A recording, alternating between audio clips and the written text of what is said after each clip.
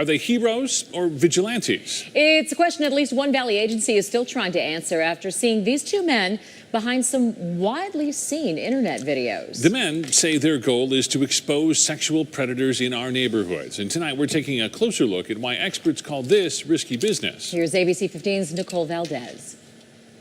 So what these guys are doing is basically their own version of a sex sting. They're going on popular dating apps, posing as 15-year-olds and just waiting for someone to take the bait. And they actually say it's already happened twice. They confronted one man at a Safeway and the other at Chandler Mall. Your name's Joe? Yeah. You sure? Yeah. Not a lot of people are willing to go out and do it. We are. You look really familiar. People have been thanking me. Sure you didn't come to meet a 15-year-old? Saying that I'm doing the Lord's work. You're positive you didn't come to meet a 15-year-old boy offline? But on the flip side, this dude came to meet a 15-year-old boy offline. It's vigilante behavior. They're out trying to enforce the law. Hey!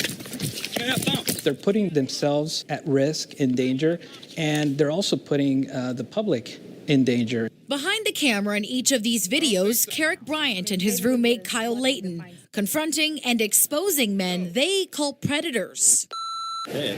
It's a normal conversation, like, hey, what's up? How's it going? And then relatively within the first 5 or 6 messages, we say, hey, I'm 15 years old. Is that okay? They're not really 15, but that's the whole point. They want the men on the other end of the app to think they are. These guys hit me up, sent me a bunch of inappropriate things. These are just some of those conversations, according to Bryant. One guy up front asks about what's underneath his pants and if he's looking to hook up. Another asking for sexual favors, saying to wear something like basketball shorts to make it easier to touch each other. I wanted to make sure I have all the evidence and their information 100% clear, just so I could go to the police and they could easily do their jobs.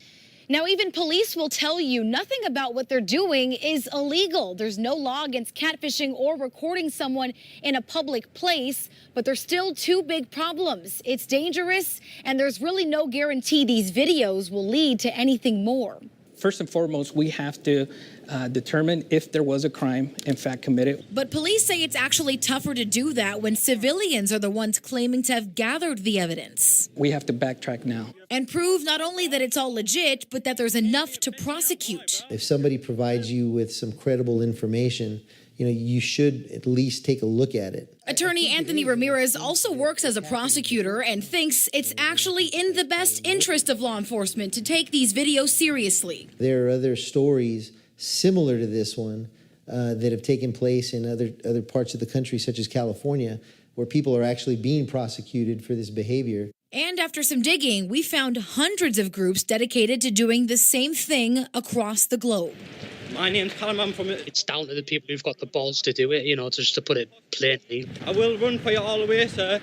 The police will be on the way. A major player, Dark Justice, who operates out of the UK. There's no point running. Their group alone claims more than 160 convictions there. The aim is to prove that even though we might just be citizens, we can do this. But the difference between the two, Dark Justice says they only post videos after the accused men are convicted per British law. It's brilliant that they want to catch these people, but all I would say is look at the bigger goal, which is proving that you can do this in a way that is respectable within the law. These two, though, still willing to take the risk if it means getting a chance at that potential reward. We already got all your information for the feds, bro. These guys are just sick. I just need to get them out the streets. Now, Chandler Police tells us they're not filing charges on either of the men you saw in those videos. The reason, they said, there is no evidence that we can use based on the person's investigative process and techniques. Instead, they say they hope next time they'll call police so police can start their own investigation. In the newsroom, Nicole Valdez, ABC 15, Arizona. Nicole.